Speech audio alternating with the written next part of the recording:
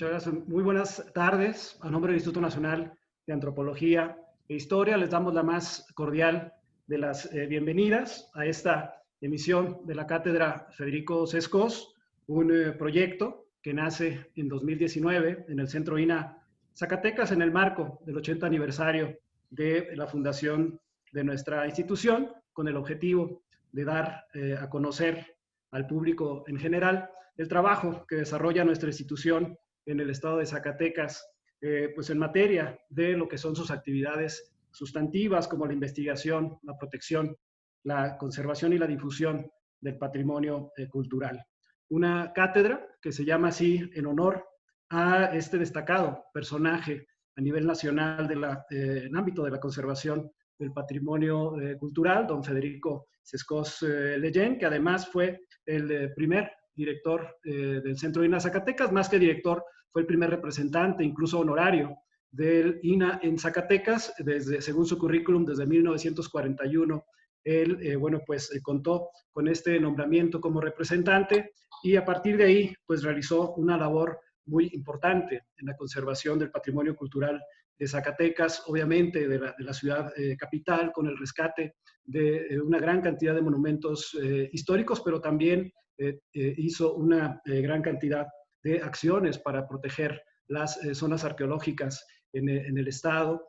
Es un personaje que además logró conformar un acervo documental de gran valor en la que muchos investigadores pues han encontrado información muy valiosa para el desarrollo de múltiples trabajos en torno al patrimonio cultural, acervo que ahora es parte de nuestra biblioteca en el Museo de Guadalupe. Tenemos el privilegio de poderlo custodiar y de poder tenerlo a la consulta pública, ¿no? También, bueno, pues él funda hacia mediados del siglo XX la Sociedad de Amigos de Zacatecas, a partir de la cual pues conforma una Junta Estatal de Monumentos e incluso redacta una ley estatal de protección del patrimonio cultural que ha sido clave en la conservación del patrimonio cultural de nuestra ciudad. Sin la labor de don Federico Sescos, pues sería muy difícil entender y conocer el Zacatecas que hoy conocemos, y no nada más la ciudad de Zacatecas, sino pues en todo el estado ha quedado huella de esa gran labor como conservador del patrimonio cultural. Entonces, pues en honor a él, en que nombramos esta cátedra Federico Sescos, ¿no? Esta cátedra es una charla que mes con mes llevamos a cabo aquí en el Centro INA y que, pues como todos sabemos, se vio interrumpido el pasado mes de marzo por las circunstancias que ya todos conocemos, por lo que es un gusto que el día de hoy estemos retomando este esfuerzo, este proyecto, ahora a partir de esta modalidad a distancia, gracias al apoyo de la Dirección de Medios de INA. En esta ocasión, para hablar en el marco todavía del 10º aniversario de la inscripción del Itinerario Cultural del Camino Real de Tierra Adentro como Patrimonio Mundial, acerca de la Cueva de Ábalos y las manifestaciones gráfico-rupestres en torno a este camino. Como todos sabemos, este itinerario cultural está conformado por 60 componentes, por 60 elementos, dentro de los cuales, bueno, pues hay dos elementos muy peculiares, ¿no?, que tienen que ver con estas manifestaciones gráfico-rupestres, una en el estado de Zacatecas y otra en el estado de Durango, y bueno, pues decidimos que es un tema de sumo interés que sería muy interesante compartir con todos ustedes a través de la participación de 3 destacados investigadores en la materia. Sin mayor preámbulo, me gustaría presentar en primera instancia al doctor Fernando Berrojalbiz Zenigaonaindia. Él es investigador titular en el Instituto de Investigaciones Estéticas sede Oaxaca de la Universidad Nacional Autónoma de México. Es doctor por la Facultad de Filosofía y Letras de la Universidad Nacional Autónoma de México en el programa de Antropología. Es postdoctorado en el Instituto de Investigaciones Estéticas de la Universidad Nacional Autónoma de México con el proyecto de investigación El arte rupestre de la Cueva de las Mulas, la visión tepehuana de la conquista. Actualmente tiene un proyecto en curso denominado Arte rupestre de Durango y Oaxaca, una perspectiva comparativa, financiado por el programa PAPIT de la UNAM. Él tiene como experiencia como docente, ha impartido varios cursos en el posgrado de Historia de la Universidad Nacional Autónoma de México sobre arte rupestre, arqueología, arte y antropología y arte, paisaje cultural y orígenes del arte. Y en la licenciatura en Historia del Arte de la Universidad Autónoma Benito Juárez de Oaxaca. Ha publicado algunos libros como autor, como editor y desde luego tiene varios artículos en publicaciones tanto nacionales como internacionales. Entonces, bueno, pues le damos la bienvenida al doctor Berrojalviz, quien en una primera intervención, bueno, pues nos hablará de lo que son las manifestaciones gráfico-rupestres y sobre todo de estas manifestaciones o estas pinturas rupestres de carácter histórico. Bienvenido, doctor. Pues muchas gracias. En principio, agradecerles esta ocasión para participar en esta cátedra Federico Sescós, que es un personaje muy importante y me siento muy honrado de que me hayan invitado a participar en esta cátedra de personaje tan importante, ¿no? Y sobre todo sobre este tema que es mi tema de investigación, que es el fundamental para mí, ¿no? Voy a compartir una pantalla para que veamos algunas imágenes. Bueno, aquí como primera imagen empezamos con el arte rupestre de México, el arte de Baja California, para explicar, bueno, el arte rupestre es uno de los artes más antiguos de todo el mundo y también es el más extendido por todo el planeta. En todos los rincones, en todos los países, en todas partes del mundo existe arte rupestre. Por tanto, pueden ustedes ver la importancia que tiene este tipo de expresión.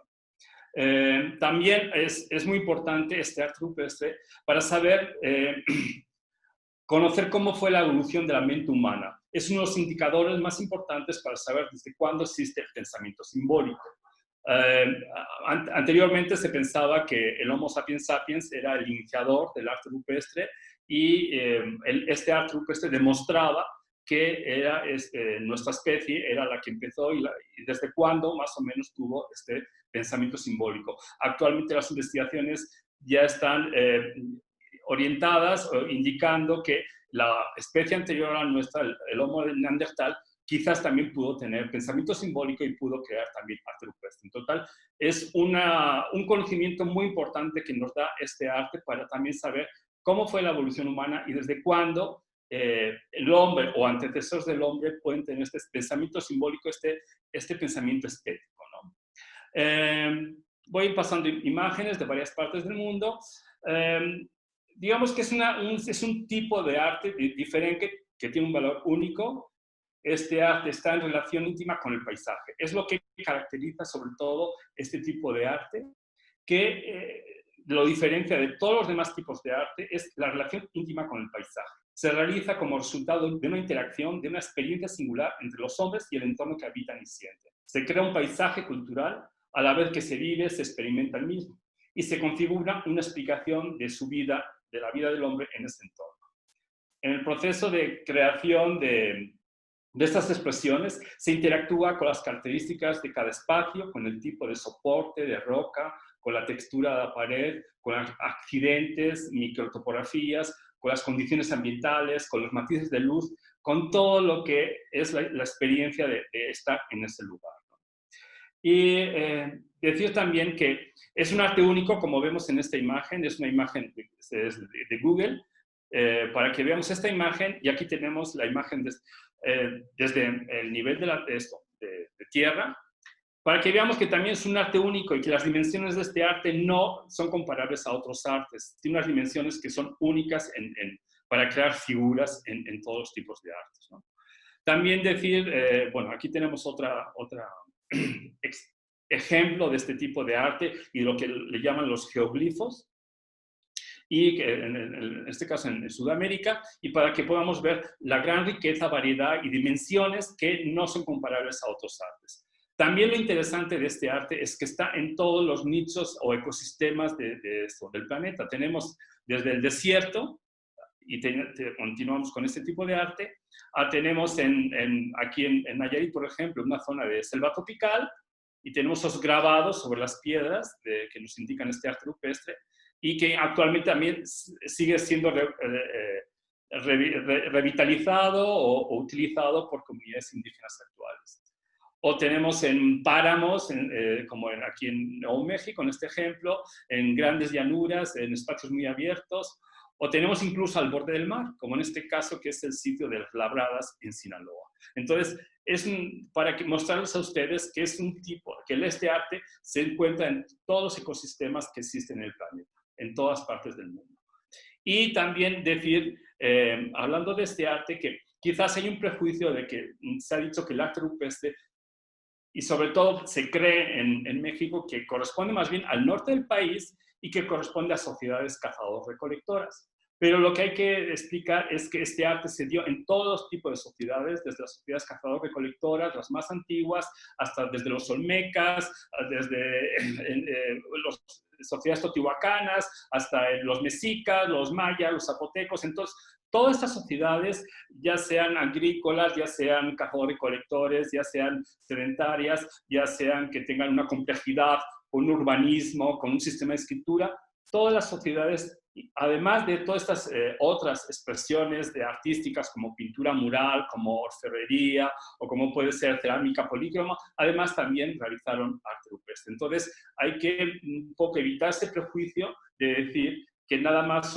corresponden a sociedades cazadores-recolectores del norte del país. En todo el territorio nacional y todas las sociedades prehispánicas realizaron arte rupestre.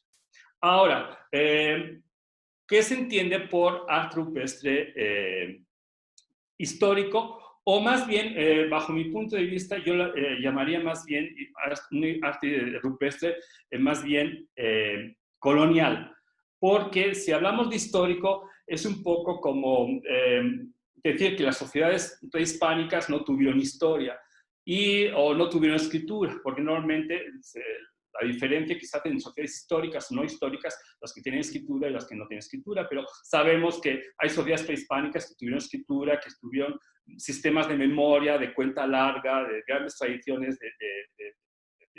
de registro de los linajes, entonces tuvieron también una historia y un sistema de escritura. Entonces, creo que es más conveniente decir que se trata de un arte rupestre en sociedades coloniales, porque ya sea desde el punto de vista que lo veamos, pero todos reconocemos que hubo, a partir, en el caso de América, de la llegada de los europeos, de los españoles, hubo un sistema colonial. Entonces, ya tengamos un punto de vista más de colonial o más apegado a la historia oficial, pero todos reconocemos que hubo un sistema colonial. Entonces, podemos decir que es un arte rupestre dentro de un sistema colonial.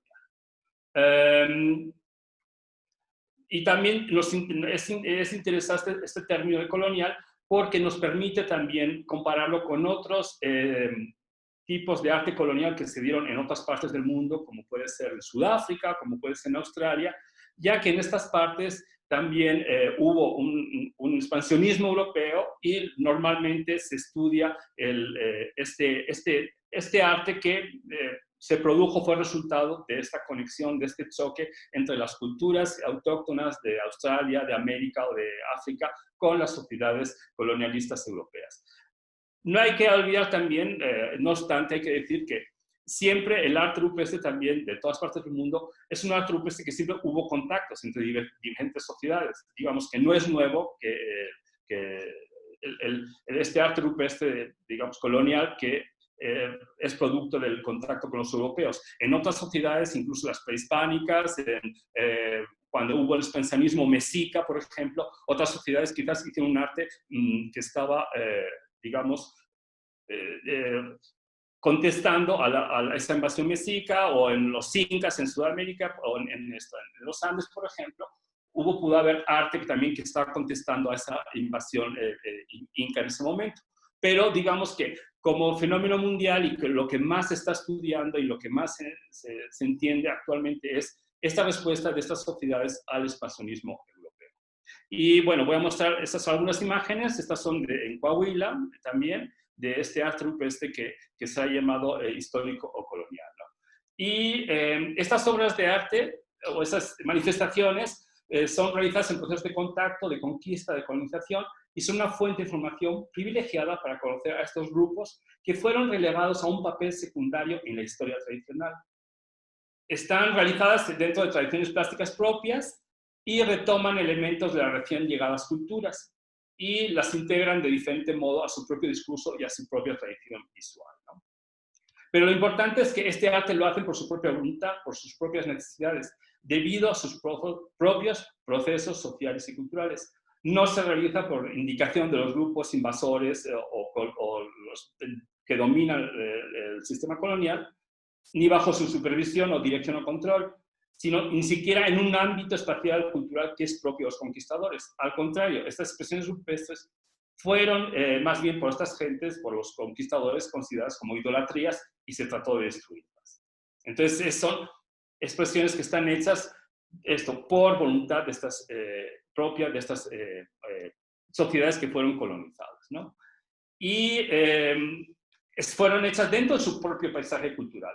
Al contrario que otras expresiones prehispánicas como códices, como esculturas o como pinturas murales en edificios coloniales, estas obras están en el lugar para el cual fueron concebidas dentro de la cosmovisión indígena. Lugares sagrados que nos hablan de las relaciones muy singulares con el entorno que los rodea. Y también es importante este tipo de obras, y sobre todo para lo que es las sociedades en el norte de México relacionadas con el Camino Real de Tierra Adentro, porque nos abre una puerta a una luz dentro de la gran oscuridad que rodea a estas sociedades y culturas de la región, porque muchas veces de estos pueblos no tenemos más que el nombre y las pocas informaciones que nos dan los cronistas, pero no sabemos más de ellas, no tenemos restos arqueológicos, no tenemos otras obras. Entonces, estas expresiones rupestres coloniales realmente nos abren una puerta para conocer mejor a través de sus propias obras a estas sociedades que fueron colonizadas y dominadas y del norte de México, ¿no? Perdón, estoy pasando varias imágenes. Y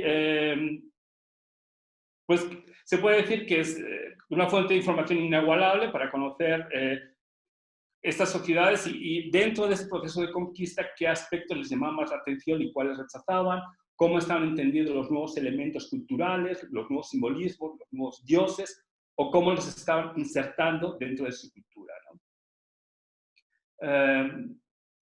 Y también pueden ser muy interesantes estas expresiones culturales, estas arte rupestre colonial, para contrastar la historia o historias construidas por la academia occidental, ya que en muchos casos contradicen esas versiones.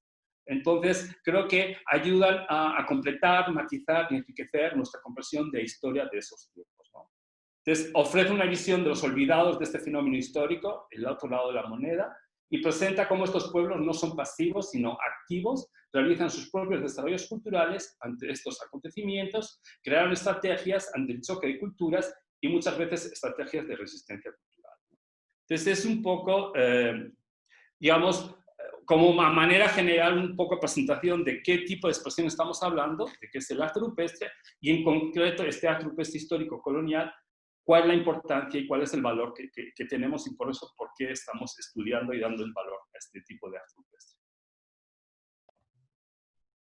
Sí, muy bien, estimado doctor, muchas gracias. Efectivamente, sin duda alguna, estas manifestaciones de arte rupestre, como bien lo ha mencionado, colonial, pues representan los primeros testimonios, ¿no?, de este proceso de contacto entre culturas, hablando propiamente de este tema del Camino Real de Tierra Adentro.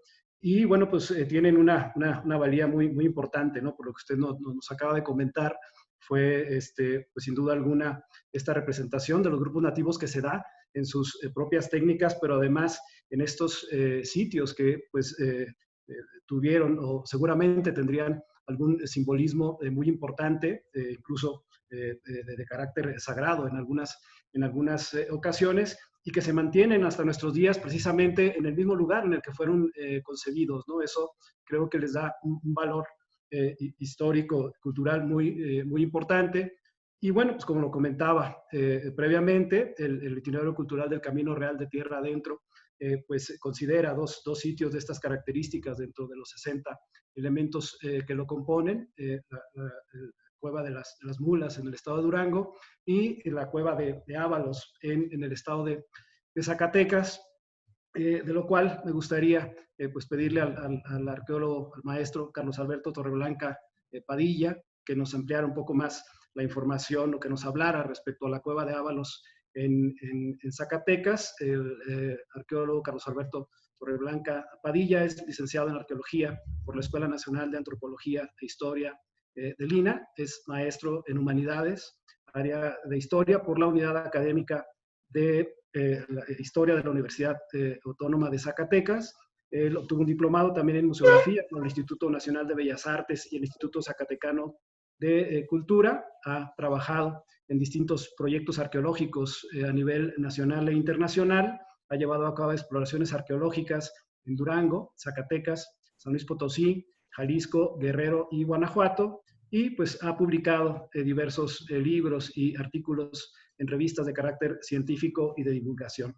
Actualmente es profesor investigador del Centro INAH Zacatecas y es director de la zona de monumentos arqueológicos y el Museo de Sitio de la Quemada. Entonces, pues le pediríamos, maestro Torreblanca, si nos pudiera pues, platicar un poco acerca de este sitio denominado Cueva de Ábalos en el estado de Zacatecas. Sí, muchas gracias, arquitecto. Con mucho gusto. Podemos abordar de unos sitios emblemáticos en el Camino Real, porque es donde aparece el icono de una carreta que posteriormente se va a tomar para usarlo en el logotipo de lo que es el Camino Real de Tierra Adentro. También quiero resaltar ahorita el retomar estas cátedras Federico Sescos, que efectivamente había iniciado el Instituto de Antropología en Zacatecas, a este importante personaje. Es un gusto haberlo iniciado primero a nivel Estado de Zacatecas, que se llevaban cada mes las pláticas, y ahora estar a nivel nacional para poder compartir con toda la República Mexicana lo que ha sido los trabajos en Zacatecas y contar con los sitios y especialistas que estamos hoy en día en esas pláticas y poder difundir al público en general estos sitios importantes.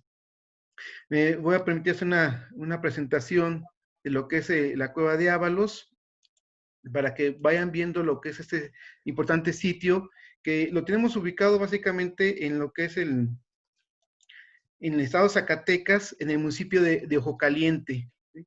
En esta parte se encuentran estos vestigios muy cerca de la ciudad capital, y lo que decíamos, bueno, forma parte de este gran camino real de tierra adentro, y lo que señalamos, bueno, es este icono que aparece en el Camino Real, que esta carreta tirado por mulas y unos jinetes, pues están pintadas en este sitio de Cueva de Ábalos, y aparece también en el sitio de la Cueva de las Mulas en Durango. Este es el sitio conocido como Cueva de Ábalos. Quiero sí hacer una aclaración básica, que es popularmente conocido como Cueva de Ábalos, que es el sitio que tenemos en el recuadro, básicamente, que es aquí, en realidad se trata de un pequeño nicho formado en la roca, más que una cueva, aunque tradicionalmente la conocemos Cueva de Ábalos. Es un nicho en cuyo interior aparece una serie de motivos pintados, básicamente color blanco, y al exterior, en las paredes, aparecen otros motivos ahí. Se extiende más allá de este pequeño abrigo rocoso las pinturas. Porque normalmente, bueno, consideramos una cueva como el elemento que tenemos aquí a un lado, y todos nos iríamos pensando inmediatamente como cueva y este lugar. En cambio, esto no, esto es un trabajo que se hizo posteriormente por cuestiones de minería en la región. Otro punto a resaltar de este espacio de la cueva o del nicho donde están las pinturas rupestres, que se llaman como Cueva de Ábalos, pues su nombre deriva básicamente a lo que ha sido en la región por los pobladores, debido a que en años pasados era conocido aquí en esta parte de Jocaliente, y en particular la Sierra de Tlacotes, donde se encuentra este sitio histórico importante, por un ladrón que era el ladrón de Ábalos, precisamente. Y él pues asaltaba a las comunidades que había ahí en la región, tal vez siglo XIX o más atrás. Recordamos que el siglo XIX había muy famoso por los bandidos que existían atemorizando los caminos, asaltando y robando. Quizá más atrás, pensando en las diligencias que pasaban en la región, y podía estar robando este personaje. Y bueno, lo que asaltaba él, iba y los guardaba, los escondía en varios lugares en la Sierra de Tlacote, en diferentes cuevas, ¿no? Y por ahí cuenta la narración popular que en una ocasión este bandido, su esposa entraba en trabajo de parto, y fue a buscar pues a quien le ayudara, una partera en la comunidad, y llevan a esta partera hasta este lugar, pero la llevan con los ojos tapados para que no conozca dónde se queda pues esta guarida del ladrón. Y después de que la regresan a esta mujer, ella narra de haber visto el interior de esta cueva varias pinturas, ¿sí?, de color blanco. Entonces de ahí viene que la gente que ubicaban cuando vieron este lugar con las pinturas en blanco, asociarlo con este lugar del bandido donde se guardaba, y por eso es que le llaman la cueva de Ábalos. Entonces, pero sí, bueno, de ahí viene su nombre, que es, primero, como decíamos, es un abrigo o un nicho donde están grabadas pinturas, y segundo, pues no es una cueva, y viene el nombre de este personaje histórico.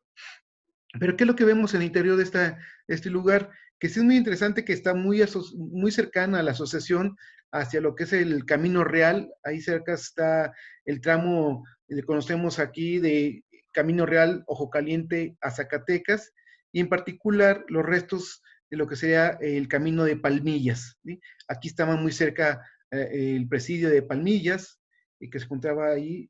Entonces, pues ahí viene la asociación hacia el Camino Real. Y la gente, pues inmediatamente a ver este abrigo rocoso, pues empezó a asociar los motivos con el Camino Real. Como decíamos hace rato, vamos a encontrar al interior de este nicho, es una gran cantidad de motivos en forma de animales, de personajes, algunos motivos geométricos que aparecen en el lugar. Aquí, bueno, una perspectiva general, lo que es el frente rocoso, el interior o la parte donde se cueva este abrigo, los diferentes motivos que estamos viendo ahí que predominan sobre todo estos cuadrúpedos, que se le ha identificado como mulas, básicamente, las recos aquí, los jinetes que están trepados a sus caballos, el abrigo que estamos hablando, donde se encuentran los motivos, y vemos estos elementos presentes. Básicamente lo que ha resaltado mucho en la pintura era el color blanco, con principal elemento que es los diseños. Después tenemos también unos colores crema, hay rojos y negros también en las pinturas, que están sobrepuestas, predominando en la capa superior las blancas, ¿sí? Es posible que los colores negro y rojo sean más antiguos, habrá que hacer más estudios con respecto a las temporalidades, pero lo que vemos ahorita en los estudios que hemos empezado a realizar en el lugar, con este tipo de colores utilizados, que aparece, bueno, el color blanco predomina mucho en periodos históricos, como sea el doctor Berrojalbiz, estas nuevas técnicas y nuevas visiones de los personajes que empiezan a plasmar lo que están encontrando en el paisaje, en el entorno inmediato. Y de ahí, pues lo que vemos es una escena propiamente de personajes que están tirando carretas, montados en mulas, otros personajes que están agitando un lazo, tratando de atrapar a alguno de los animales que son estas mulas o las recuas, y dirigiéndolas a un punto determinado. Algunos investigadores han señalado la presencia de diferentes motivos, por eso se ha ido organizando estos diferentes paneles o sesiones de las abrigo. Tenemos una sección sur con unos motivos que están hacia el exterior, en la parte sur, como decimos, al interior del abrigo o de este nicho, aparecen la principal escena que conocemos, o la parte más saturada de imágenes, y después en la parte central y en la parte norte, la sección norte o panel norte, encontramos estos otros personajes también distribuidos que corren tanto al interior como hacia el exterior de este nicho, ¿no?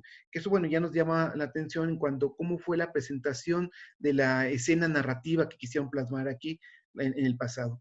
Los motivos que bueno, que diferentes investigadores que han trabajado esta región, bueno, pues vamos señalando desde el doctor José Luis Punzo, que ha trabajado y ha publicado artículos sobre este lugar, el doctor Berrojalbiz, que tiene también una amplia experiencia y ha coordinado libros sobre esta visión histórica o colonial de los sitios. A nivel local, los investigadores como Isidro Aparicio, Moisés Orozco, Amanda Ramírez o Lupita Ortiz Bernal han publicado algunos textos sobre esta cueva, ya han señalando sus impresiones, lo que pudiera haber sido la representación. Muchos de ellos tomando las narraciones populares de la gente, y poco a poco se ha ido investigando, entender realmente qué es lo que se está plasmando aquí. Predominan las figuras de personajes, lo que conocemos como antropomorfos, en diferentes posturas. Aquí vamos viendo la variedad que tenemos ellos, desde que los que están montados, los que están lazando a otros animales, los que están erectos, en movimientos estáticos, las carretas como un elemento común en el espacio rupestre. Vemos cómo van los jinetes arrastrando las carretas, el tipo de carretas, que esto nos está empezando a hablar sobre el proceso de cómo ingresa este tipo de vehículos a la región, desde cuándo llega la carreta y la morfología de las carretas que pudieron haber tenido, qué es lo que están cargando. Simplemente estamos hablando de una carreta simple, donde solamente es un vehículo tirado por animales, hasta una carreta que va cubierta, que va cargando individuos, o sea, ya como diligencias para personajes. Estamos viendo escenas donde también están presente la actividad comercial, quizá yendo los transportes de materias primas de un lado a otro, lo que era la recién fundada ciudad de Zacatecas y su comercio hacia el centro de México, o el tránsito de personas viajando de un lado a otro. Y entonces aquí estamos viendo esas reflexiones en tipo de vehículos que estamos viendo en esa etapa temprana. Y después, bueno, viene una serie de motivos geométricos, ahorita se empieza a clasificar, después vamos a ir considerando algunos en particulares. Hay algunos investigadores que han señalado que esta especie de cuadrado con círculos a su alrededor puede hacer referencia a lo que son los presidios, más aún cuando tenemos un presidio, dos presidios cercas ahí de este lugar de Ábalos, que estuvieron funcionando para la protección precisamente del tránsito de estos grupos que llegaban a esta región de Zacatecas transportando mercancías importantes o personajes.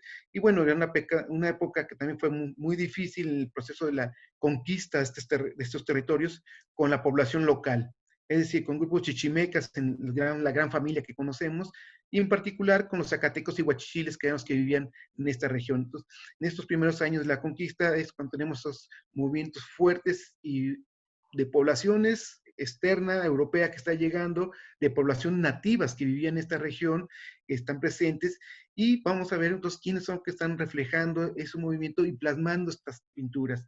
Ya hablaremos sobre las técnicas de ejecución que predominan en el mundo prehispánico y continúan al periodo histórico, los autores, las temáticas que están pintando este lugar y cómo van viendo ese paisaje esos individuos.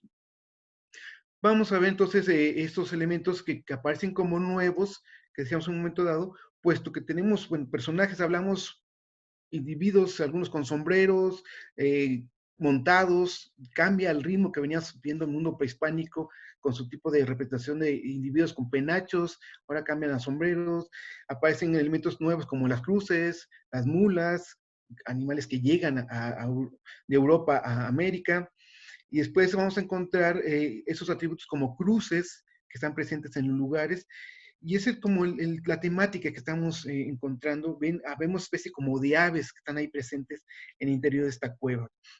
Entonces, esos son los elementos como los motivos que vamos viendo al acercarnos en un primer momento a la gran baraje de motivos y que empezamos a estudiar y que íbamos poco a poco con las investigaciones que se puedan hacer, llegar a tratar de entender esos elementos.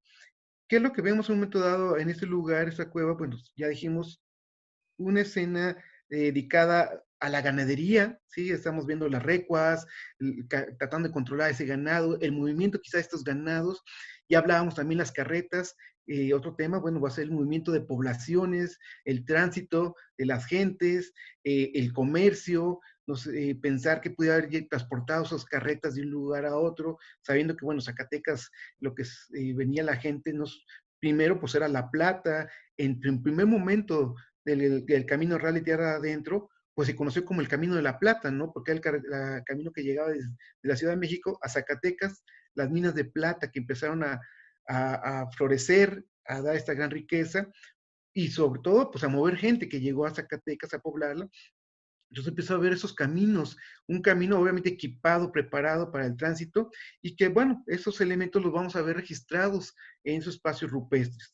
Y aquí lo que estamos viendo en esta cueva, he puesto estas flechas, porque se nos da la imagen hasta ahorita de que todo el movimiento que tienen esos individuos corren hacia el centro. Ya veremos posteriores investigadores y la opinión de nuestros invitados ahora, pero vamos a ver principalmente que todos los individuos si ven, caminan hacia una parte central, quizá el elemento rector pueda estar aquí en esta especie de presidio que se ha hablado, o un lugar donde están congregándose la gente y viendo escenas de tránsito que decíamos hacia los exteriores.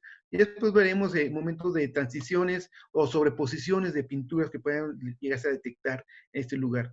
Bueno, Cueva de Ábalos, por lo tanto, son unos sitios importantes, emblemáticos en Zacatecas, para poder dejar de entender, de ver ese mundo prehispánico que quedaba atrás y ver los nuevos elementos que aparecen ahora con la llegada de una nueva visión, una nueva interpretación del paisaje por los nuevos individuos o los mismos grupos nativos que empiezan a plasmar la visión de estas nuevas escenas que están viviendo el territorio.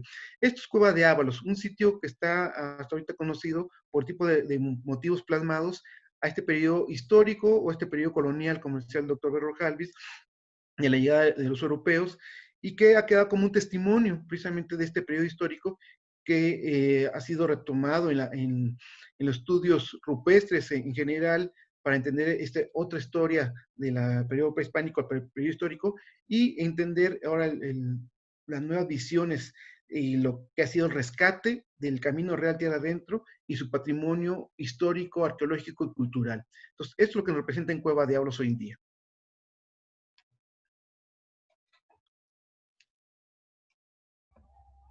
Muy bien, muchas gracias, maestro Torreblanca. Muy interesante la presentación. Vimos claramente en las imágenes, junto con las que nos había presentado previamente el doctor Berrojalbiz, pues cómo se empiezan a incorporar estos elementos propios del periodo, de este proceso de colonización a la pintura rupestre a partir pues, de los nuevos elementos de transporte, ¿no? Como las carretas, de los animales de carga, en fin, muy interesante, muy representativo, como lo comentábamos previo a tu intervención, este sitio como uno de los primeros testimonios del proceso de expansión de la cultura hispánica hacia el norte a través de esta columna vertebral que fue el camino real de tierra adentro. Bueno, y sin embargo, bueno, como lo comentábamos hace un momento, no es el único sitio que pues está incluido como componente de este itinerario cultural en el estado de Durango. Por ahí también se incluyó el sitio de la Cueva de las Mulas. Le pediría al doctor Berrojalbiz si fuera tan amable de comentarnos un poco al respecto de este sitio. Sí, bueno, entonces, de nuevo voy a compartir pantalla para que nos situemos en el centro por aquí se encuentra, más o menos por aquí, por esta zona, se encuentra el Cañón de Molino, en el centro del estado de Durango, en la cuenca de Guatimapé, en lo que es la Lagunilla de Santiago. Ahí se encuentra el Cañón de Molino y en el Cañón de Molino se encuentra la Cueva de las Mulas. A ver, digamos que este es un dibujo de los paneles principales, digamos, para que veamos que es una de las cuevas que tiene más motivos, destaca por la gran cantidad de motivos que tiene y por la calidad y por el detalle de muchos de ellos. Vamos a ver algunos detalles, algunas fotos.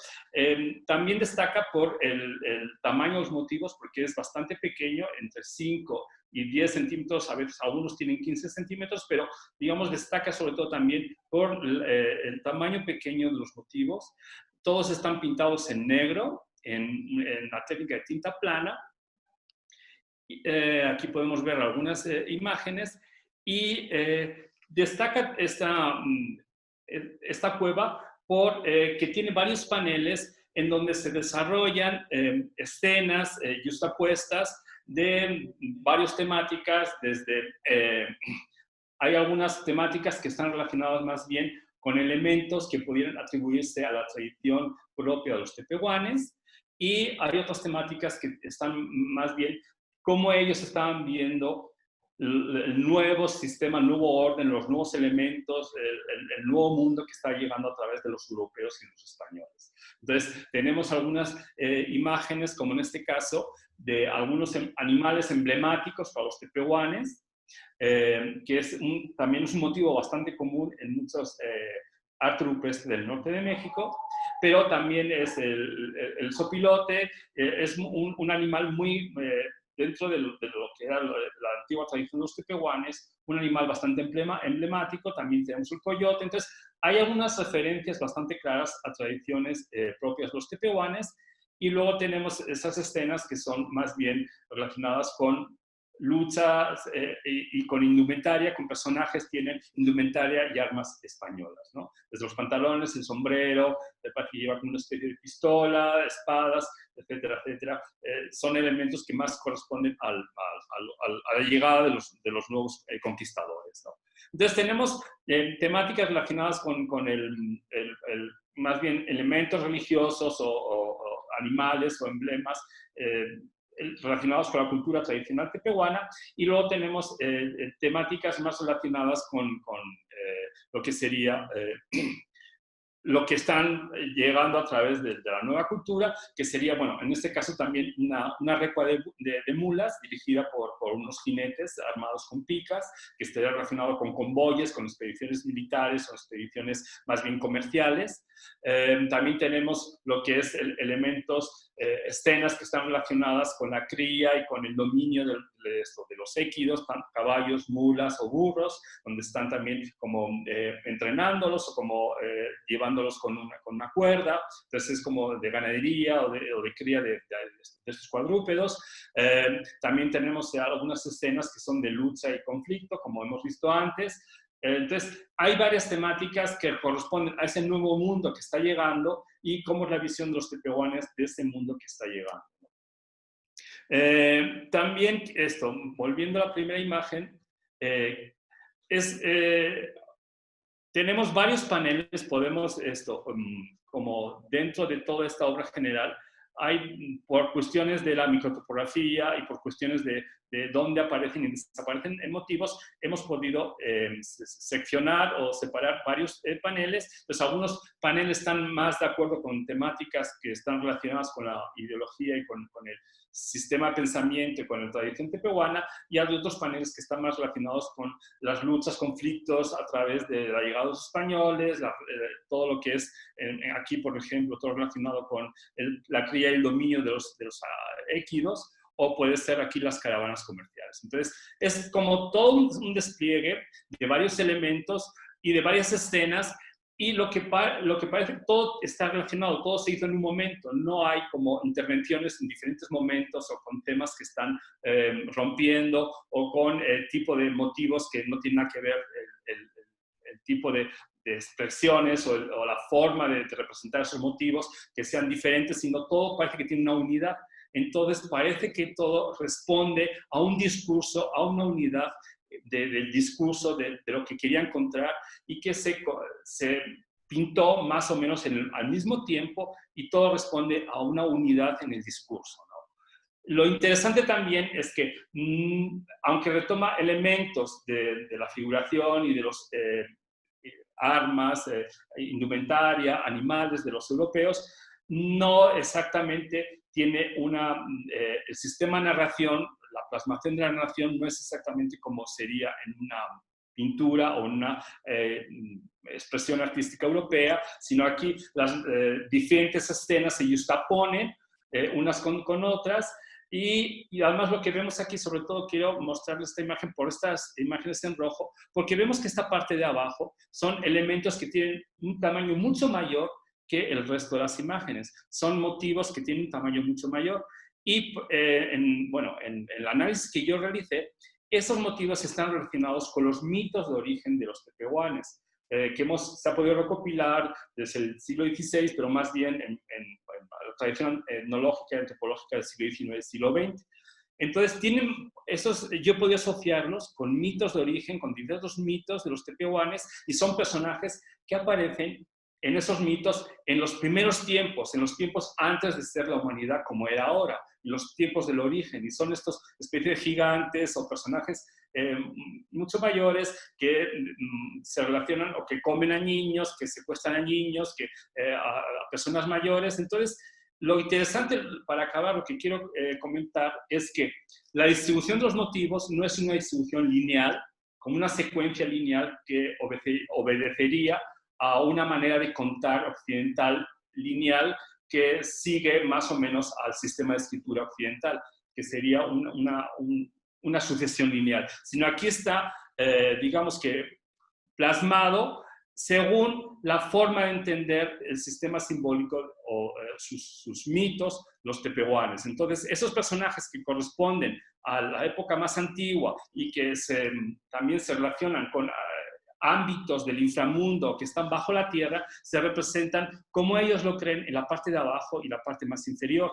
Y otros elementos se van justaponiendo. Entonces, todo parece que está contando un mito de origen que tiene que ver con una tradición oral, que tiene que ver con imágenes que relatan una tradición oral, pero no están plasmadas según una secuencia lineal al estilo europeo, sino que están plasmadas según otra forma de visualidad, donde, aunque se cuenta una narración, un evento, toda una narración mítica, están dispuestos según otras formas de visualidad que tienen que ver más con sus simbologías, con sus formas de entender el mundo y sus formas de entender el pasado y el presente y el origen, ¿no?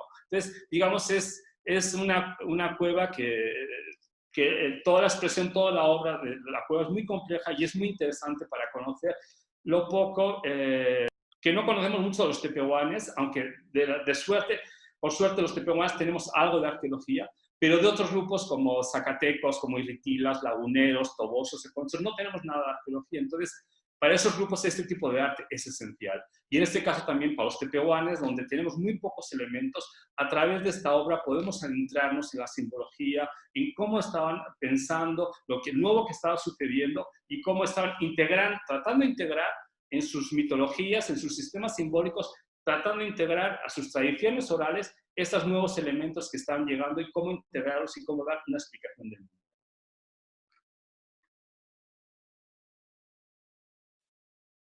Sí, muchas gracias. Muchas gracias, estimado doctor.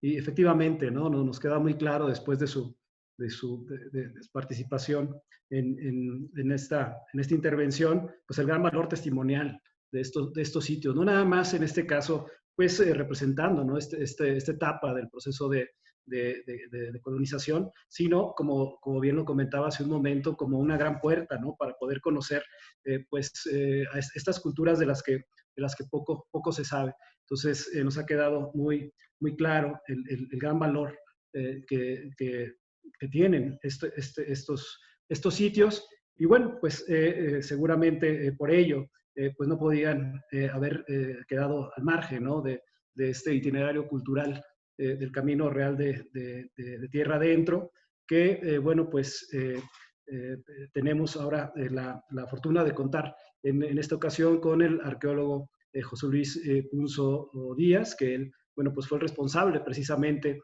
del capítulo arqueológico para la integración del expediente del Camino Real de Tierra Adentro ante la UNESCO.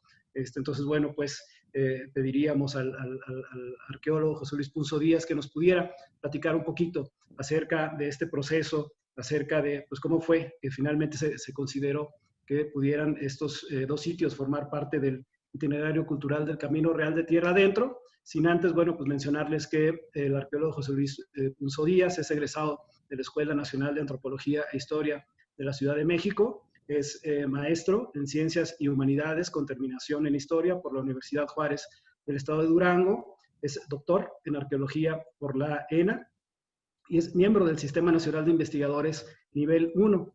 Ha sido director del Museo de las Culturas del Norte en Paquimé, Chihuahua. Actualmente es investigador en arqueología adscrito al Centro INA Michoacán y ha sido director de múltiples proyectos arqueológicos de los estados de Durango y Michoacán. También ha sido responsable de las zonas arqueológicas de la Ferrería en Durango y de Tingambato y Tzintzuntzan en el estado de Michoacán. Ha publicado 2 decenas de artículos científicos y de divulgación y 5 libros de divulgación e investigación científica. Las principales líneas de investigación están relacionadas con la arqueología del occidente y del norte de México, la arquitectura de tierra, la metalurgia prehispánica y las aplicaciones computacionales en arqueología. Entonces, le damos la bienvenida al doctor José Luis Punzo Díaz para que nos platique un poco de este proceso de inclusión de estos sitios como parte del itinerario cultural del Camino Real de Tierra Adentro. Muchas gracias, Carlos. Primero, pues agradecerte a ti, al Centro INA Zacatecas, por la invitación, a Carlos Torreblanca, compañero también del Centro INA en Zacatecas, y bueno, pues estar presente en esta cátedra Federico Sescos, bueno, pues es un privilegio y qué bueno que se está retomando esta, y también agradecer a los compañeros de medios del INA que hacen posible estas transmisiones y que han hecho una labor titánica en estos meses de pandemia, llevando a todos pues los trabajos que desarrollamos los diferentes investigadores en las diferentes áreas del Instituto Nacional. Bueno, y pues mm, atendiendo a su pregunta, bueno, pues esto fue, lo siento yo, hace mucho tiempo, casi en otra vida de investigación, cuando pues desde los años 90 empezamos a involucrarnos ya con Fernando, justamente con Carlos, cuando trabajábamos en Durango, con, eh, con estas primeras ideas del Camino Real de Tierra Adentro, ¿no? Este proyecto del Camino Real de Tierra Adentro es un proyecto que empezó con una serie de encuentros, ¿no?, que se desarrollaron tanto en Estados Unidos como en México desde los años 90 y que fueron creciendo durante muchos años hasta que pues va a ser más o menos, va a ser en el año 2008 cuando se busca llevar a cabo la integración del expediente para hacer la candidatura del itinerario cultural del Camino Real de Tierra Adentro como patrimonio de la humanidad por parte de la UNESCO. En ese sentido, bueno, pues tuve la fortuna de que yo en ese momento me encontraba adscrito al Centro INA Durango, que el equipo se conformara especialmente por investigadores que estábamos en ese centro INA, obviamente liderados por una parte muy fuerte, por un componente muy fuerte de arquitectos que llevaban a cabo este proyecto, ¿no? Y que tuvieron a bien invitarme y a invitar al doctor Miguel Vallebueno Garcinaba, ¿no?, también otra persona fundamental en este expediente, y al ingeniero Rubén Durazo, quienes, pues, con quienes se conformó el núcleo, vamos a decir, de la conformación del expediente. Pero bueno, pues el expediente obviamente empezó a crecer, como todos estos expedientes, muy enfocado a cuestiones que tenían que ver con pues diferentes tópicos como las haciendas, las trazas de las ciudades, de los pueblos, las misiones y otras obras generalmente pues de carácter arquitectónico que empezaban a ver ahí. La primera responsabilidad en ese momento que se me dio a mí cuando me integré al equipo, pues fue el de entender la parte cartográfica, sobre todo del Camino Real, que fue lo que trabajé, especialmente la parte de la ruta como tal a partir de los documentos históricos y definir los tramos físicos del camino, ¿no? Ahí ya Carlos hizo referencia a algunos de estos tramos que se localizaron en el estado de Zacatecas y que son fundamentales y que son importantísimos de conservar porque son de los pocos que hay. Hay algunos otros en el estado de México que también se pudieron integrar, pero los puentes o la infraestructura caminera que estaba asociada a estos, ¿no? Entonces esa era, vamos a decir, la responsabilidad. Pero al discutir, pues ya en el grupo, ¿no? Esta visión, pues nos dábamos cuenta, o cuando menos los arqueólogos, ¿no?, nos dábamos cuenta que faltaba un componente muy importante. Y es que parecía que esto era una visión solamente a partir de la llegada de la cultura hispana, ¿no? Y que lo que estábamos tratando de retratar eran estas cuestiones, pero nosotros entendíamos que había muchos otros actores que estaban ahí y que no tenían voz en este expediente.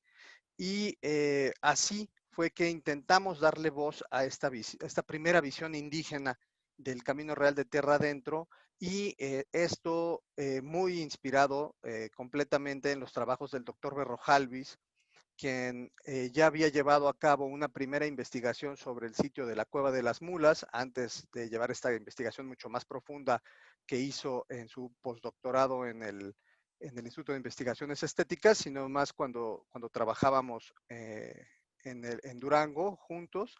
Y pues en esta idea fue que se vio la necesidad de invitar al doctor Berrojalvis a participar en el expediente para que aportara esta visión que hoy nos ha dado de manera magistral y clarísima del porqué de la importancia de estos grupos, ¿no? Cuestión que yo compartía pues completamente con Fernando.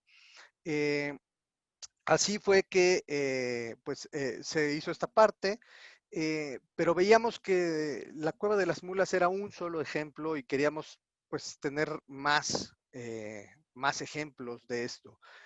Así nos acercamos a los compañeros del Centro INA Zacatecas y quienes nos condujeron a la Cueva de Ábalos. Llegamos a la Cueva de Ábalos y también a los compañeros del Centro INA Chihuahua, quienes nos llevaron a la Cueva de las Monas. Y bueno, pues estos 3 sitios, cuando menos quisimos en la conformación del expediente, pues incluirlos, ¿no? Desafortunadamente, finalmente la Cueva de las Monas no quedó dentro del registro, por otras cuestiones ya más bien de corte técnico, pero quedaron cuando menos estos 2 sitios, ¿no? Que lo que queríamos nosotros es que fueran representantes de esto, por lo cual pues me tocó a mí llevar a cabo trabajos de investigación en ambos sitios y pues, también en la Cueva de las Monas, de registro sobre todo y a interpretación para poderlos integrar ya dentro del expediente. Entonces, bueno, pues eso nos permitió integrar este expediente y no dejar de lado esta visión que nos parecía sumamente importante del camino real, ¿no? No queríamos que esto quedara de lado.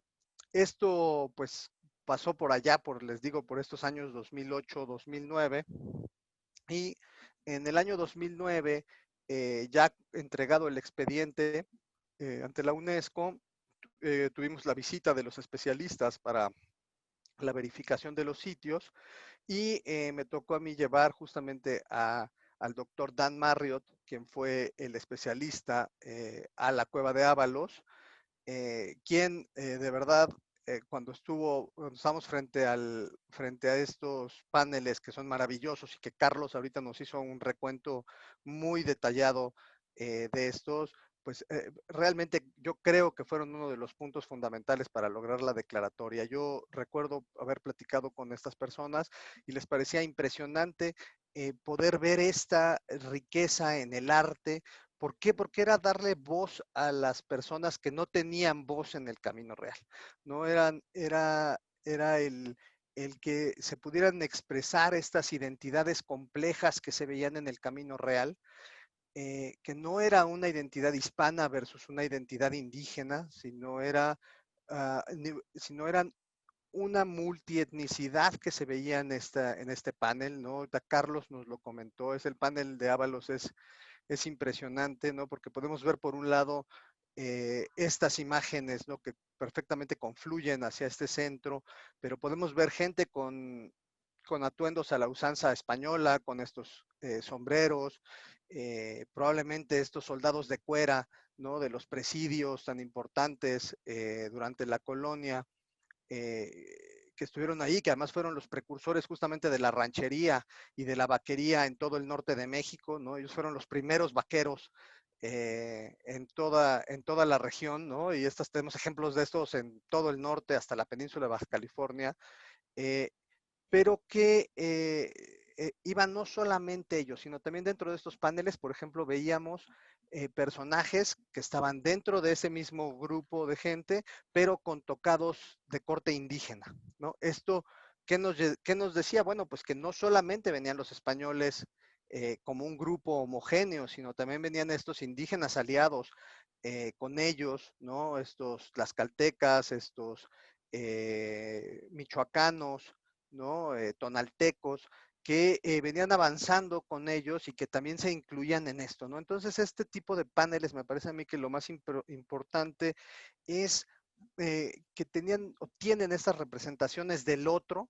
¿no? O sea, la visión del indígena tiene la visión del otro, de estos soldados, de religiosos, porque también los tenemos en paneles mucho más al norte, de religiosos claramente identificados, y de indígenas aliados y de toda la gente y la multietnicidad que transitó por el Camino Real, pero también está la imagen del yo, ¿no? La imagen de la persona, de los indígenas, de cómo ellos veían y se veían a sí mismos en este nuevo orden social del cual nos habló Fernando, y que pues tenía a partir de luchas, de conflictos, del retrato de las actividades de paso, de actividades cotidianas, pues estaban mostrando, me parece a mí, la importancia de esto, ¿no?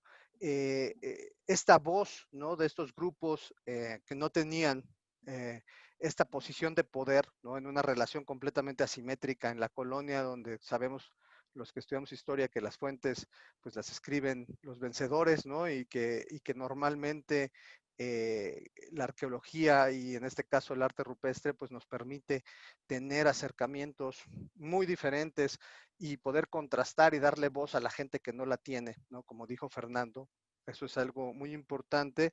Eh, Creo que eso fue fundamental, ¿no? Yo creo que eso fue fundamental, fue una de las cuestiones muy valiosas, o cuando menos desde mi punto de vista, de la integración del expediente del Camino Real, y por eso me alegro muchísimo de que lo estemos tocando el día de hoy. Aunque fueron solamente dos pequeños, pequeños puntos, pues bueno, creo que fue muy importante que se pudieran incluir estos, ¿no? Eh, Otra cosa muy importante que también quisiera comentar es que dentro de las expresiones eh, que se tocaron, hay algunos otros puntos que están dentro del expediente, aunque no se han dado, no se conocen tanto, y hay un sitio que buscamos incluir que se llama el Puerto de la Vaquilla, en uno de los tramos del Camino Real que está hacia el norte, en la parte norte del estado de Durango, en el municipio, del municipio de Nazas y de San Pedro del Gallo, en una parte ya muy árida, ¿no? En esta zona, justamente donde no hay caminos realmente, sino que los caminos se iban construyendo a partir del viaje y de los diferentes lugares y diferentes referentes visuales en el paisaje, había parajes muy importantes, había pasos de montaña, había cruces de río, vados, que son los que nos iban dando cuerpo a este camino, pero dentro de esos parajes encontramos uno que se llama el Puerto de la Vaquilla, que es muy importante. Este sitio es una pequeña ranchería perdida hoy día ahí en el estado de Durango, que que da cuenta de unas grandes rocas que permitieron, muchas gracias, que permitieron, pues, guarecerse a las recuas de mulas que iban transitando por el Camino Real, pero que en esta área que estuvo bajo el asedio constante de grupos, pues primero tobosos, salineros, y después apaches, y después comanches hasta el siglo XIX, y que todavía la gente de la ranchería, estos señores con los que estoy ahí conversando, pues recordaban las historias de sus abuelos, de los apaches que los atacaban en estas partes cuando cruzaban por el Camino Real. Y en estas piedras encontramos pequeños grabados muy, muy, muy sencillos, pequeñas cruces, pequeños dibujos geométricos que nos están dando cuenta de estas identidades compartidas. O sea, nos están dando cuenta de las identidades tanto seguramente de los grupos indígenas que atacaban estas zonas donde se podían refugiar y guarecerse entre los presidios, porque esto está justamente entre el presidio de Cuencamé, de Pasaje, y el presidio de San Pedro del Gallo, y que, bueno, pues nos dan cuenta de estas complejidades, ¿no? Ahí vemos algunos de los pozos excavados, ¿no? Como morteros fijos. Es un espacio realmente interesante y todavía ahí esa brecha nos recuerda a esos tránsitos por el Camino Real en estas zonas que todavía están mucho menos transitadas. Y bueno, nada más para concluir, ¿no? Y decir sobre estas identidades compartidas, y agradezco a los compañeros de Medios de Lina por esta rápida intervención.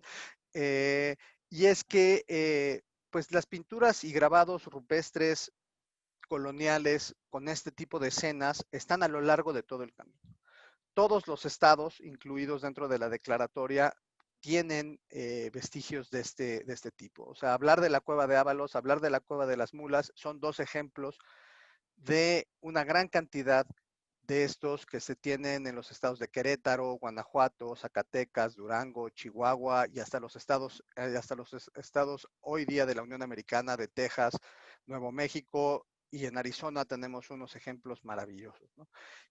Y también que es importante pensar que no solamente estas pinturas y estos grabados fueron hechos por indígenas, sino también fueron hechos por los españoles propios, ¿no? Y por toda la gente que transitaba el Camino Real. Y así tenemos grafitos de estos por todos lados y que, bueno, merecerían seguramente de algún investigador joven, pues un estudio muy profundo y muy interesante que podría seguir los pasos de lo que han hecho, pues, Fernando y Carlos hasta el momento. Y bueno, con esto pues concluiría esta parte. Gracias.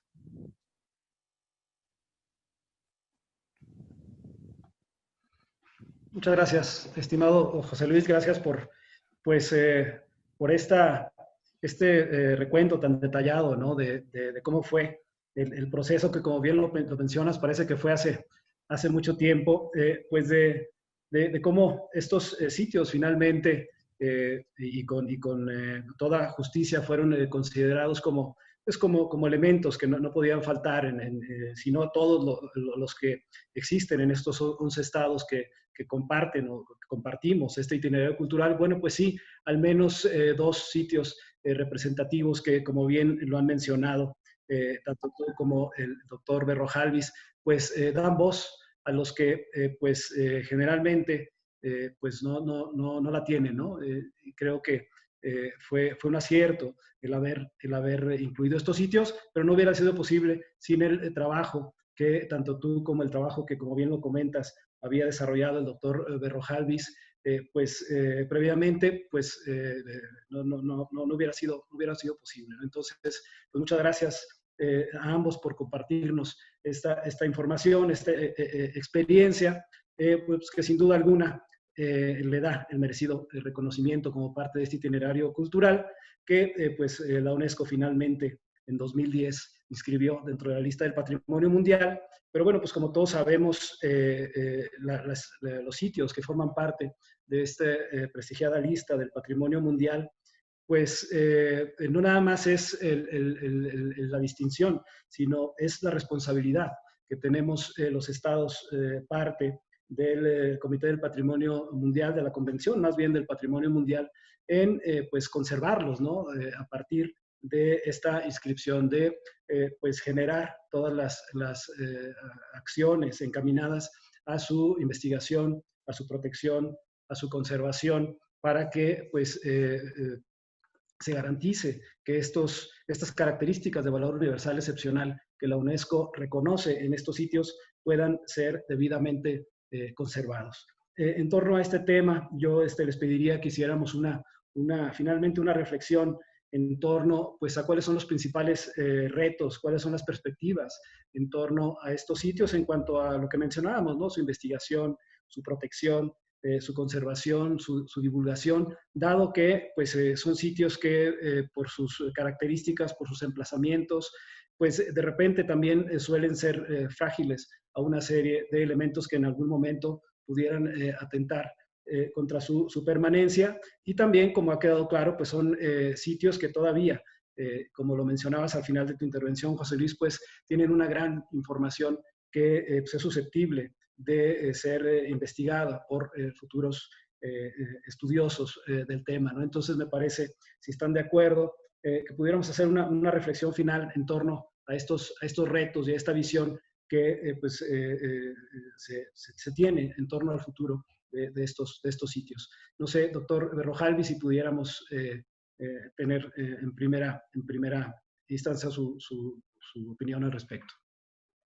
Bueno, pues lamentablemente tengo que anunciarles una mala noticia respecto a la Cueva de las Mulas, porque en este año se descubrió apenas en el mes de abril, no, creo que fue en el mes de mayo, se descubrió que fue grafiteada.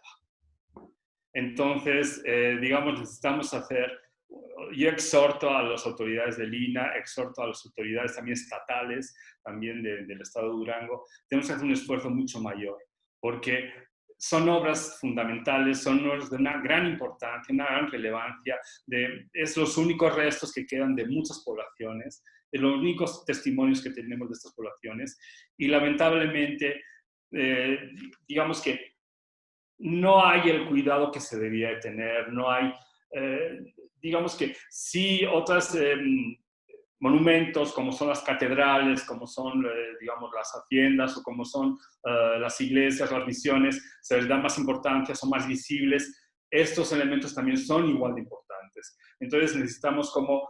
Es mucho más complicado, es un gran reto porque mientras una iglesia, es algún recinto que en un momento dado pues, está cerrado, que la gente está utilizando, estos sitios están en lugares aislados, que aunque la gente de los pueblos vecinos más o menos tienen conocimiento de estos sitios, de estos lugares, de repente llegan gente que viene de fuera y es muy difícil controlar quién llega, quién no, quién accede, quién no accede. Entonces, lamentablemente, pues se descubrió que en este año, 2020, pues en un momento dado, ahí por abril-mayo, pues un grupo de jóvenes llegó allí y grafiteó el sitio. Entonces, es muy difícil, pero hay que poner esfuerzos, pero sobre todo, también una de las grandes acciones que tenemos que hacer no es nada más de controlar, vigilar, sino no tiene futuro ni estos sitios de arte rupestre colonial, ni los demás sitios del Camino Real, ni cualquier otro monumento que tengamos en patrimonio en este país, si no hacemos una verdadera educación patrimonial. Tenemos que incidir en que desde los primeros, desde primaria, secundaria, desde prepa, incluso universidad, pero sobre todo es en primaria, secundaria y prepa, se haga un gran esfuerzo por dar esta educación patrimonial. Y que esta educación patrimonial integre o que dé a conocer la variedad de patrimonio que tenemos, que no sean nada más iglesias, monumentos, sino que hay otros vestigios que son tan importantes y que es tan importante conservar y legar al futuro, ¿no? Entonces, hay que incidir sobre todo, además de controlar y vigilar y estar monitoreando, es la educación patrimonial. Entonces, incidir en que se haga esa educación patrimonial desde primaria, secundaria y prepa, porque sobre todo son estos chavos que realmente no saben qué están haciendo, no saben el daño que están haciendo, porque no saben de qué está tratando. Entonces, si no saben, ¿cómo vamos a decirles que lo respeten, ¿no? Entonces, es importante sobre todo esta educación patrimonial. Sí, totalmente de acuerdo, estimado doctor. Creo que la mejor manera de conmemorar estos 10 años es precisamente con acciones, ¿no? Totalmente de acuerdo en que tenemos que buscar estrategias que permitan redoblar acciones en torno a la protección de estos sitios y efectivamente, pues, buscar que las generaciones presentes y futuras, pues, realmente conozcan el gran valor que se conserva en estos sitios que se han mantenido durante pues, todos estos siglos y que, bueno, pues ahora está en nuestras manos el poderlos conservar, el poderlos investigar, el poderlos difundir para poder transmitirlos con toda la riqueza de su autenticidad hacia las futuras generaciones. Maestro Carlos Torreblanca, no sé si quieras también compartirnos una reflexión en torno a este tema. Claro, claro. Coincido con el doctor Berrojalviz. Efectivamente, yo creo que una de las primeras tareas que tenemos como instituto es la protección y la conservación de estos importantes sitios. Creo que también hay una parte importante que es la correspondencia con otras instancias, ¿no? La corresponsabilidad de este patrimonio, sobre todo la sociedad inmediata que está ahí con ellos conviviendo con los vestigios.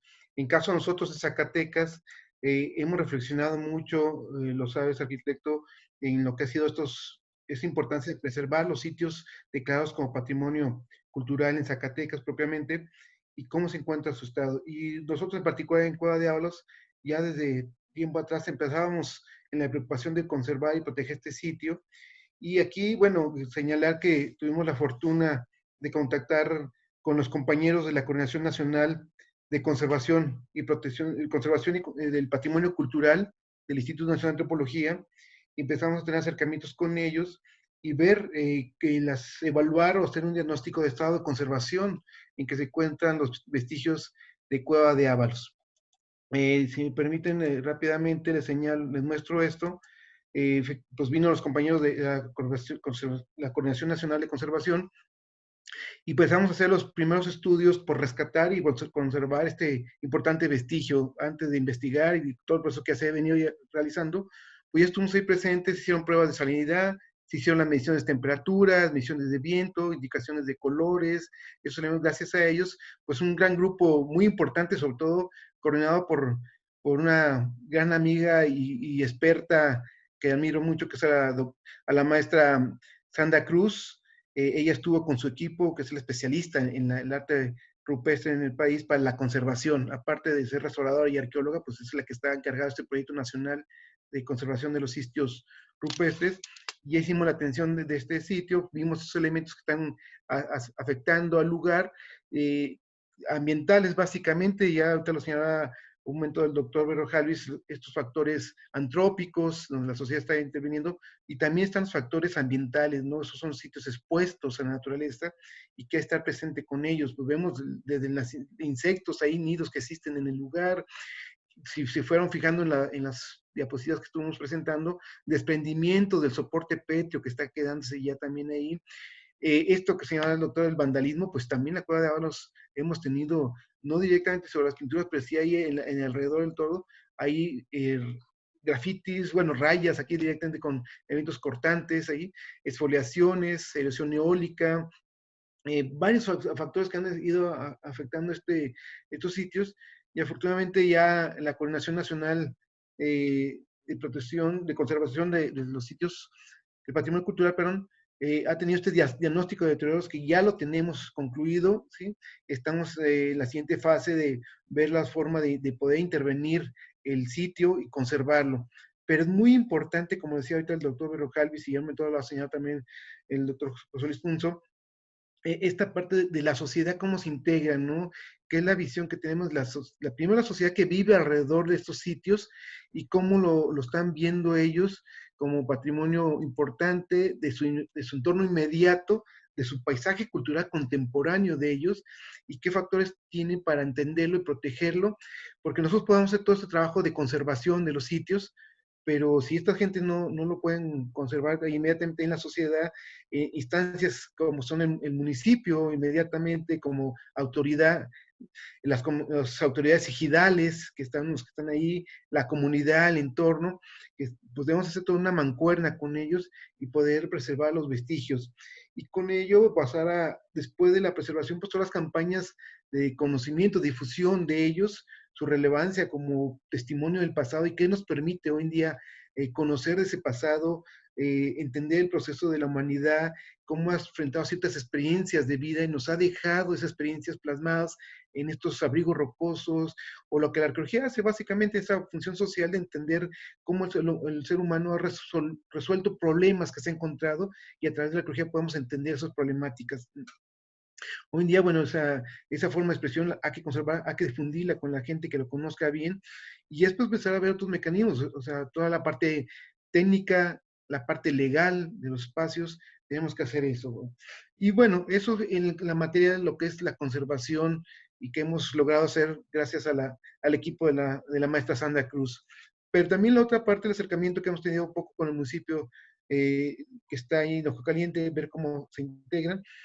Pero yo resaltaría ahora el otro factor que señalábamos también anteriormente, de lograr acercarnos a estos grupos desconocidos, a estos grupos que no tenían palabra, y que afortunadamente ya con la declaratoria y la integración de estos sitios, estos dos sitios que decía precisamente José Luis, de que están integrados en la declaratoria, pero no son los únicos, ¿no? Hay más sitios, muchos sitios que hemos hablado, y hacer énfasis aquí que la pintura rupestre, las menciones de arte rupestre, el arte rupestre, pues nos hablan de unas diferentes técnicas que se desarrollaron, como decía el doctor Berrojalvis, desde la prehistoria, formas muy tempranas, que creo que normalmente la gente lo ubica así, ¿no? O sea, rápidamente hablamos de pintura o arte rupestre, y nuestro ideal, nuestra imagen se nos va a Cueva de Altamira, en España, y tenemos esa visión de la prehistoria, ¿no? pero vamos ahora con estos espacios que estamos hablando hoy día, ver y visualizar que el arte rupestre es más allá de la prehistoria. Hay un arte rupestre prehispánico, que ya también decían los colegas ahorita, de cómo están los olmecas, cómo están grupos mexicas, sus representaciones. Hay un arte rupestre colonial o histórico que hablamos en este momento, que están representando con estos dos ejemplos que comparten los motivos, vemos las mulas, vemos las carretas, ¿sí? Son muy parecidos, el tamaño varían, decía el doctor Reojalvis, 15 centímetros, acá en Cueva de Ábalos son mucho más grandes los motivos. Y luego, pues también ver que después del periodo colonial también hay otros tipos de representaciones rupestres. No olvidemos que también durante la cristiada se llegó a pintar mucho en estos abrigos rocosos o cuevas, cruces, hostias, para llevar el culto a las cuevas cuando estaban perseguidos, ¿no? O sea, la pintura rupestre ha estado presente en toda la historia de la humanidad y nos da esa palabra. Y recordar, bueno, cuando hablamos de pintura o arte rupestre, es el arte plasmado sobre la roca, ¿no? Por definición misma, ¿no? Entonces, si está sobre la roca, hasta el grafiti de hoy en día que están haciendo en una roca, es un arte rupestre, es una expresión del comportamiento de un grupo social. Y hasta grupos quizás marginados, porque estamos hablando también de grupos marginados que pintan esas paredes y quieren expresar algo, ¿no? Entonces, ¿qué hacemos como historiadores, como arqueólogos, en entender esas diferentes expresiones del ser humano y llegar a la reflexión y integrarlos en esa gran dinámica cultural que somos en el país que es México, ¿no? Eso sería mi reflexión hasta ahorita. Muy bien, muchas gracias, maestro Torreblanca. Creo que ha sintetizado muy bien pues, el gran reto, ¿no? que representa la preservación de estos sitios, pero también pues que no es una tarea exclusivamente de una institución, sino es una tarea en la que tenemos que involucrarnos sociedad y gobierno en sus tres niveles para poder pues poner en nuestras agendas estos proyectos y garantizar que en sus diferentes escalas estos sitios sean debidamente preservados, ¿no? Nos has puesto un ejemplo de lo que se ha venido haciendo aquí en Zacatecas, gracias efectivamente al apoyo de la Coordinación Nacional de Conservación para tener pues, un diagnóstico, ¿no? en una primera instancia del estado de conservación de este sitio de Cueva de Ábalos, que pues, sin lugar a dudas nos obligará a establecer un proyecto institucional para procurar que pues, las acciones necesarias para su conservación sean llevadas a cabo en algún momento, pero también de ese trabajo que se ha hecho poco a poco en conjunto con la comunidad. Afortunadamente, en Ojo Caliente, en el municipio de Ojo Caliente, que es donde se encuentra esta cueva de Ábalos, sin duda alguna, hay pues una gran conciencia de identidad y hay una gran valoración por este sitio, lo cual sin duda alguna permite que se puedan establecer estrategias conjuntas de protección. Sin embargo, pues hay un trecho muy grande por caminar y ahí está uno de los principales retos. Finalmente, al doctor José Luis Punzo Díaz, no sé si puedas compartirnos tu opinión con respecto a estos retos y perspectivas en torno a estos sitios y, como se ha comenzado, a los otros pues que no fueron incluidos por cuestiones, como lo comentabas, más bien de carácter técnico. Sí, bueno, pues claramente lo que dicen los compañeros, pues tienen absoluta razón, ¿no? Yo creo que uno de los grandes retos que se tienen, digo, hablando en concreto del Camino Real de Tierra Adentro, digo, más allá de la enorme cantidad de sitios arqueológicos, de los más de 50,000 sitios arqueológicos que tenemos en el país actualmente ubicados, bueno, pues yo creo que en este sentido, uno de los primeros esfuerzos que se intentó hacer fue un plan de manejo. Y este plan de manejo ha sido uno de pues, de las cuestiones que ha seguido construyéndose, que esos planes de manejo nunca se acaban, ¿no? Primeramente se estuvo trabajando con quien estuvo al frente del proyecto de la integración del expediente, que fue el arquitecto Edgar Urbán en su momento. Después lo ha seguido trabajando de manera muy importante, hasta donde tengo entendido, el doctor Ignacio Gómez, el arquitecto Nacho. También estas cuestiones con buena experiencia. Pero es un tema realmente complicado, ¿no? El tema, como dice Fernando, se encuentran en lugares sumamente alejados, lugares de muy difícil control, ¿no? Donde los accesos son pues son difíciles, hay que caminar normalmente para llegar a cualquiera de estos dos sitios. Un corto trecho, pero vamos, no es un lugar que esté a pie de carretera, ni mucho menos ninguno de los dos, o que pueda uno llegar de manera directa. Sin ningún problema. Pero como bien dice Carlos, yo creo que, y como dices, pues ahora sí que los dos Carlos, ¿no? Yo creo que esto tiene que ser un esfuerzo compartido entre las instituciones, ¿no? Tiene que ser tanto las universidades, el Instituto Nacional de Antropología e Historia, pero también los 3 niveles de gobierno, ¿no? Pues tienen que participar de esto. El patrimonio, lo que no se conoce, pues no se cuida, como bien dijo Fernando, o sea, hace falta muchísimo trabajo de esto. Yo puedo comentar que en el caso de la Cueva de las Mulas, desde el año 2011 se hizo un proyecto de estos de empleo temporal justamente en esta zona, ¿no? Para llevar a cabo concientización con la gente de los ranchos de El Molino y de Esfuerzos Unidos, que son los dos más cercanos, y se participó en diversas acciones, diferentes trabajos, y que bueno, pues dieron fruto, porque yo creo que se reconocieron esas cosas. Obviamente esto es una tarea de todos los días, y que como bien dice Fernando, pues en cualquier momento estos sitios pueden ser vandalizados, ¿no? De cualquier forma, porque son patrimonios sumamente frágiles, ¿no? Son patrimonios muy frágiles pues que pueden ser afectados de un momento al otro, ¿no? Entonces, esto nos tiene que hacer redoblar esfuerzos. Sobre lo que comentaba Fernando del graffiti que se hizo en la cueva, pues también quiero comentar que ya existe un proyecto justamente junto con la Coordinación Nacional de Conservación del Patrimonio, el Centro INA Durango, que ya está presentado ante el Consejo de Arqueología para llevar a cabo los trabajos de restauración y conservación de este importantísimo patrimonio que es de primer orden, y que yo creo que a todos en el instituto así lo entendemos, y pues se atenderá a la brevedad, ¿no? Entonces, pues yo creo que yo no diría, no agregaría más cosa, nada más que decir que pues esto es un trabajo y una responsabilidad de todos, ¿no?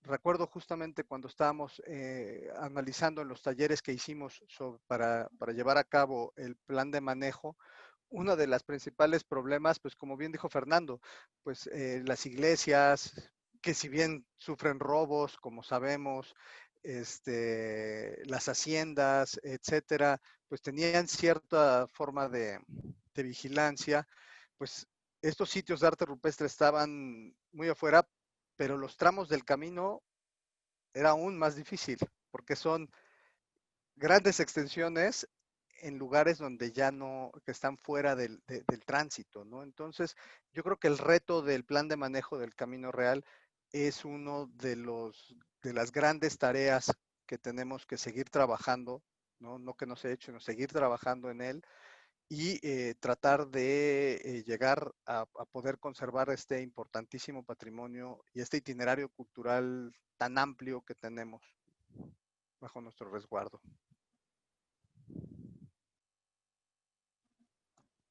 Sí, así es, muy, muy importante, doctor, efectivamente. De hecho, con el liderazgo actualmente de la Dirección de Patrimonio Mundial de INA, se está trabajando en precisamente la actualización de este plan de manejo, que es un instrumento fundamental para poder establecer todos aquellos acciones necesarias para garantizar, como lo comentábamos hace un momento, la conservación de estos sitios que la UNESCO ha reconocido como de valor universal excepcional. Ahí tenemos una gran responsabilidad como Estado mexicano, no tanto como institución.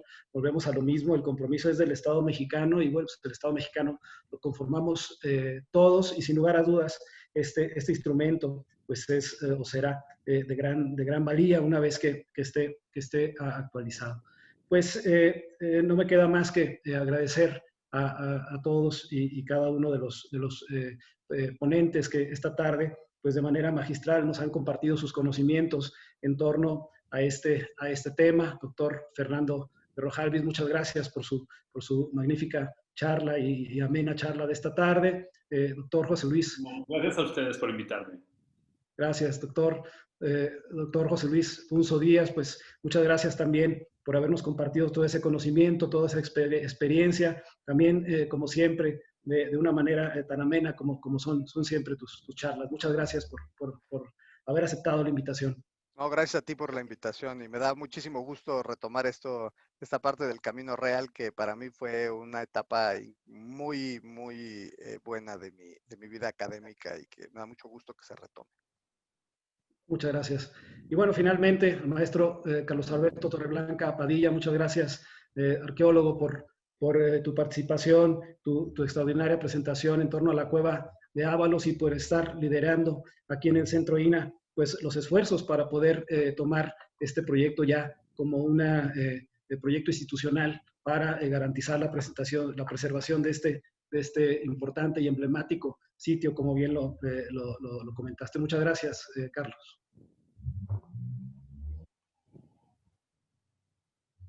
Ok, gracias, arquitecto.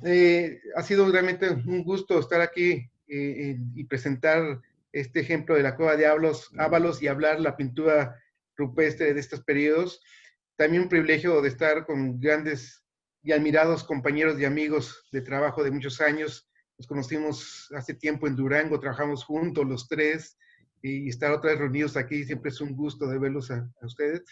Y bueno, retomar como Centro INA Zacatecas estas cátedras que han sido muy importantes, que empezamos hace un año precisamente, y recordar que, bueno, hace un año empezamos con la cátedra también de los estudios técnicos que estamos haciendo en La Quemada, y ahora nos toca otra vez retomar estas cátedras ahora en este nuevo foro, en estos nuevos medios que nos han permitido llegar a más público, que es creo que lo importante de estos trabajos, y agradecer, como decía el doctor José Luis Punzo, a la edición de medios, que podamos a través de este espacio llegar a muchos lugares y llegar a tener este impacto y mostrar la importancia de nuestro patrimonio cultural. Muchas gracias, arquitecto.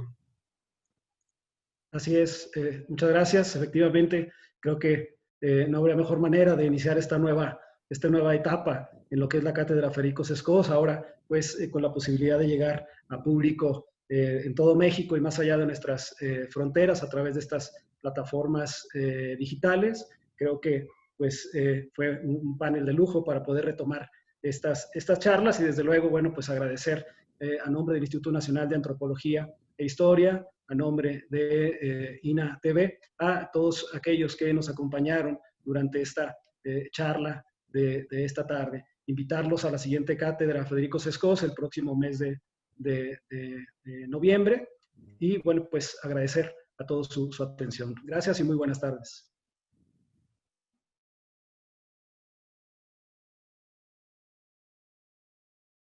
Instituto Nacional de Antropología e Historia. Secretaría de Cultura. Gobierno de México.